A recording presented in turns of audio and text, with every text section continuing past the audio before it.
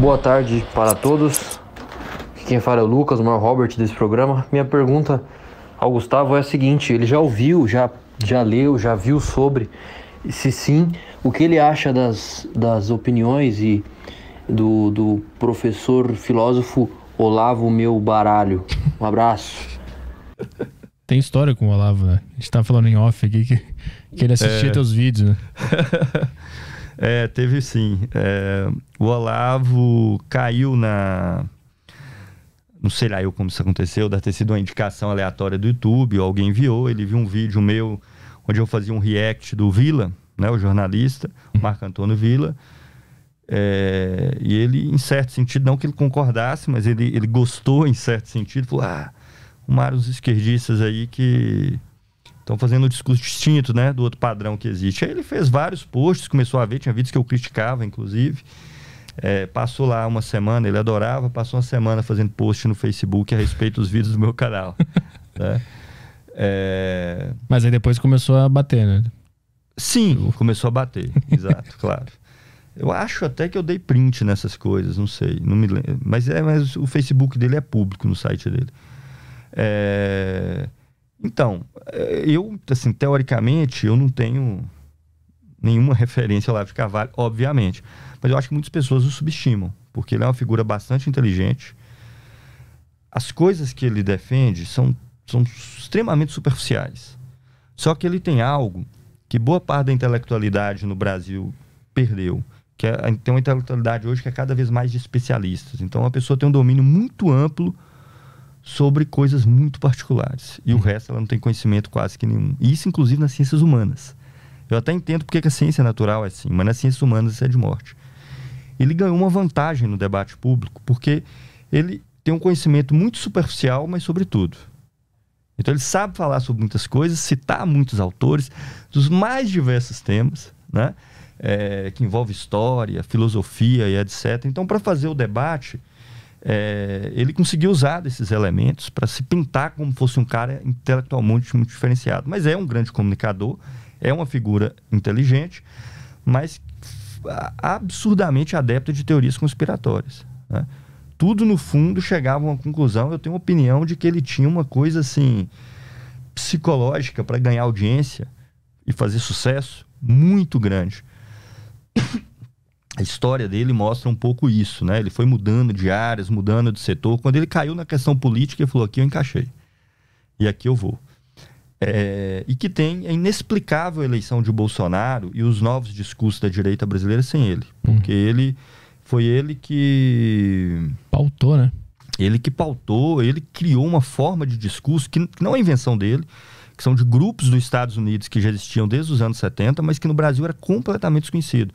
Até a era da internet, os Estados Unidos não pautava intelectualmente o debate no Brasil. Quem pautava era a Europa e principalmente a França.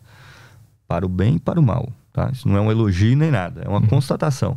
Tem aspectos disso que podem ser considerados bons e outros muito ruins, mas a Europa é que pautava o debate intelectual no Brasil. Com a era das redes sociais, isso quebrou, né? E ele que publicizou, ele criou a forma de discurso dessa chamada nova direita no Brasil. Foi ele que criou isso aí, de fato. Eu até cheguei a escrever um artigo quando ele morreu, para quem quiser ver uma análise mais de fundo, se interessar. Eu não me lembro agora o nome, mas se vocês digitarem Gustavo Machado Olavo de Carvalho, deve cair, foi no site do meu partido, do PSTU, que saiu. Eu não me lembro agora o título que eu coloquei, mas ali eu faço uma explicação do que eu penso sobre ele, as técnicas que ele utilizava para arrebanhar um grupo, que ele era muito eficaz nisso. Nesse sentido, ele tinha um comportamento de seita, de arrebanhar os adeptos fiéis mesmo. Se o cara não fosse um adepto fiel dele, ele botava para fora, de diversas formas, desmoralizava. Se usou de técnicas de comunicação para poder ganhar essas pessoas, era um grande comunicador e caiu no lugar certo na hora certa. No momento da crise do PT, ele já estava com o discurso e a plataforma toda montada para essas coisas ganharem vazão. Então tem um cenário social ali que facilitou a vazão disso aí. Né? Mas é isso, tá?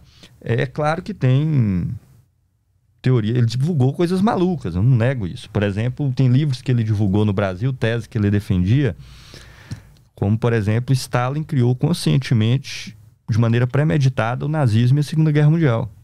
Ah, é verdade. Ele falava Por exemplo, que a União Soviética tinha financiado Hitler, né? Isso, essa é a teoria, né? Puta, eu lembrei agora. Isso. É verdade. Pior que eu fui até atrás dos livros, né? Começou com um cara lá atrás chamado Ernest Toppich, mas depois tem umas elaborações mais recentes. Não tem prova nenhuma. Não tem prova de nada. São coisas do tipo. De fato, Stalin admirava Hitler. Pela velocidade com que ele conseguiu fazer as coisas. Tem uma biografia do Stalin no Brasil chamada Jean-Jacques Marie. O autor chama Jean-Jacques Marie, chama Stalin. Não me lembro a editora. Que tem esses dados todos que foram abertos dos arquivos soviéticos nos anos 90. Né? Ele, de fato, admirava Hitler, porque Hitler chegou, assumiu o poder muito rapidamente e exterminou a exposição interna do nazismo em um ano. Tinha um grupo chamado do nazismo mais radical, que para alguns é a esquerda do nazismo, mas não vem ao caso, que era um grupo do RON, que eles foram exterminados com um ano de governo pelo Hitler, de dentro, uma depuração interna. Stalin falou, caramba, eu tô aqui convivendo com esses caras há mais de década e tá todo mundo vivo aí. A maioria nem preso tá. E não sem razão, poucos anos depois já tinham se iniciado os processos de depuração interna na União Soviética. Mas isso... Então eles usam esses trechos dessas falas do Stalin, né? O Stalin tem medo, ele passa a ter medo do Hitler, com razão, porque ele sabia da força da Alemanha estando ali do lado. Então ele entra em contato com Hitler quase todos os anos, para tentar estabelecer uma aliança. E o Hitler ignora até ter o tratado de Ribbentrop-Molotov na véspera da Segunda Guerra, quando Rússia e Alemanha fazem um tratado de não agressão. Né? E agora, isso não significa que o Stalin criou o Hitler conscientemente, o partido nazista foi financiado por ele. Isso não tem prova de nada. Como toda teoria da conspiração, você pega aspectos reais, outros aspectos reais completamente desconectados, e o que conecta tudo é a narrativa que você cria. Não tem evidência nenhuma que aponta para a sua narrativa. É ela que vincula todas as evidências.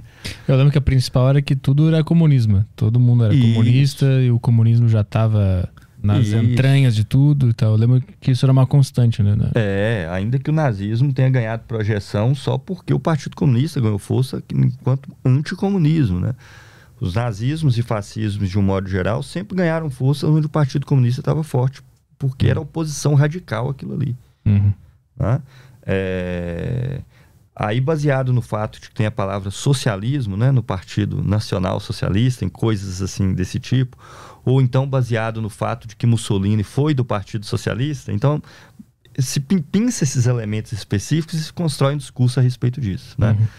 Ainda que, por exemplo, o grande teórico do fascismo foi Enrico Corradini, que era um conservador nacionalista italiano, mas que teve a sacada de falar, nós da direita temos que fazer movimento de massas.